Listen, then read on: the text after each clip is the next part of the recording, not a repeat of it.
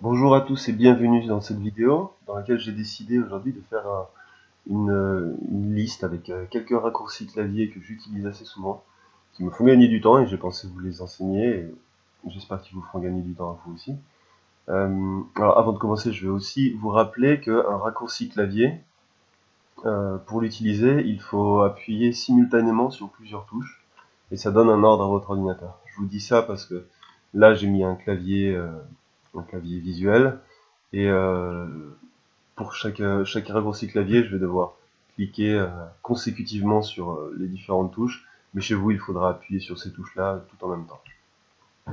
Sans plus d'introduction, le premier raccourci clavier que je voulais vous montrer sert à tout sélectionner. Donc par exemple ici, on est sur mon bureau, il y a quelques dossiers, quelques fichiers dessus. Si je fais CTRL plus A, ça sélectionne tout ça.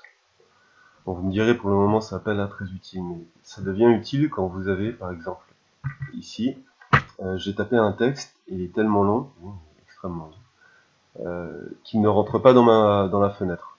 Et si je voulais sélectionner le texte en entier avec la souris, je devrais faire comme ça, et ça pourrait me prendre du temps, surtout si le texte est vraiment très très long. Alors c'est simple, je peux faire aussi CTRL A, et comme vous voyez, ça a tout sélectionné. Voilà, c'est ça l'utilité, ça peut servir, et voilà, gardez-le à l'esprit, vous allez voir, ça peut servir. Les deux raccourcis suivants vont de pair et ils servent à faire ce qu'on appelle un copier-coller. J'imagine que vous avez déjà entendu parler, mais je vais vous montrer quand même comment on fait. La première chose à faire étant de sélectionner quelque chose. Donc là, on va sélectionner la partie d'un texte. Et je vais utiliser le raccourci pour copier qui est CTRL-C, comme copier, ça.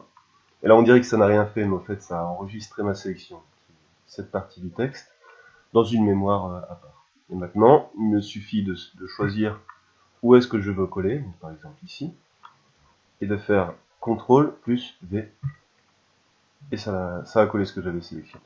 Je peux continuer à faire CTRL V, ça continuera à le coller. Je peux aussi décider d'aller le coller autre part, par exemple je vais sur internet, j'ouvre un nouvel onglet, je mets sur une barre de recherche, et je fais CTRL V, et voilà, mon texte s'est collé ici.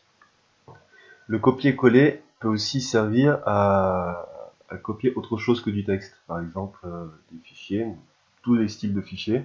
Donc je vais vous montrer ici, avec ce fichier bloc-notes.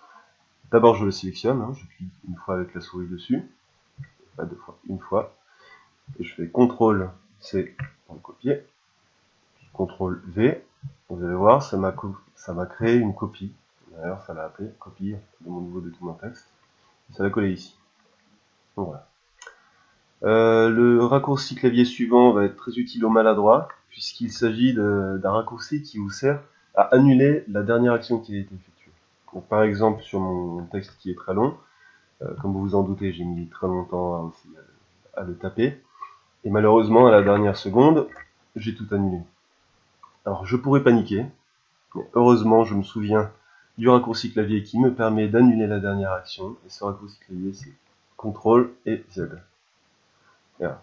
Et du coup, il est revenu, et je peux souffler.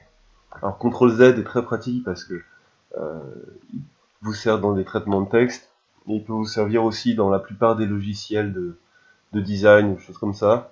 Donc en fait, si vous avez fait une erreur dans une mauvaise manipulation, essayez de faire un CTRL Z, il y a des chances que la dernière action soit annulée.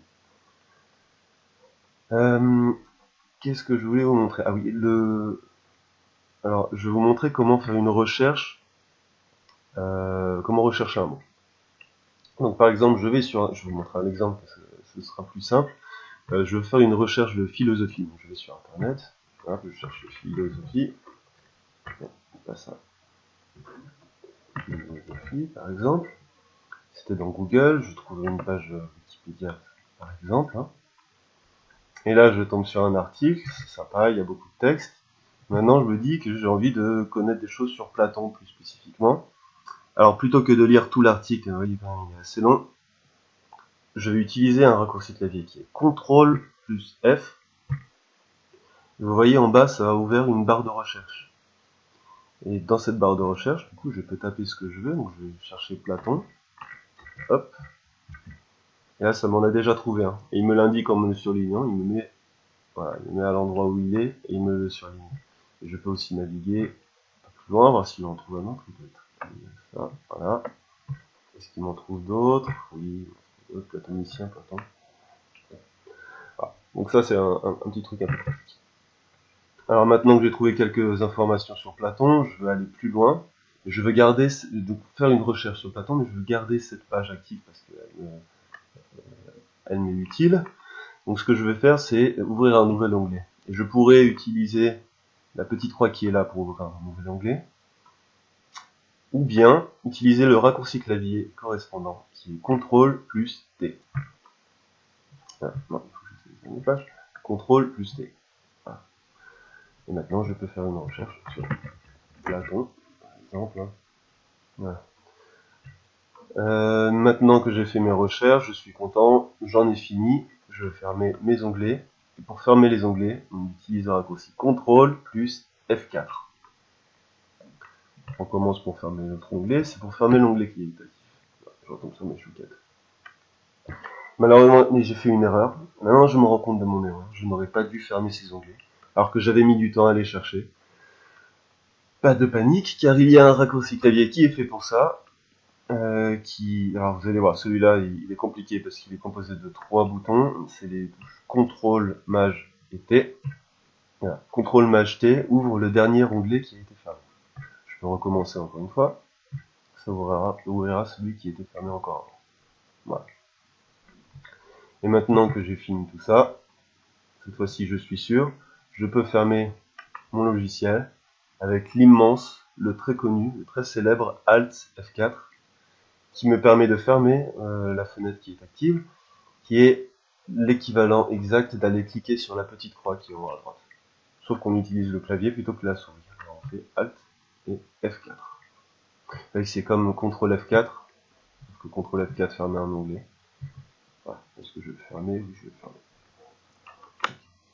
Voilà, il y a d'autres raccourcis clavier, tous plus utiles les uns que les autres, mais ceux-là sont, je crois, ceux que j'utilise le plus souvent.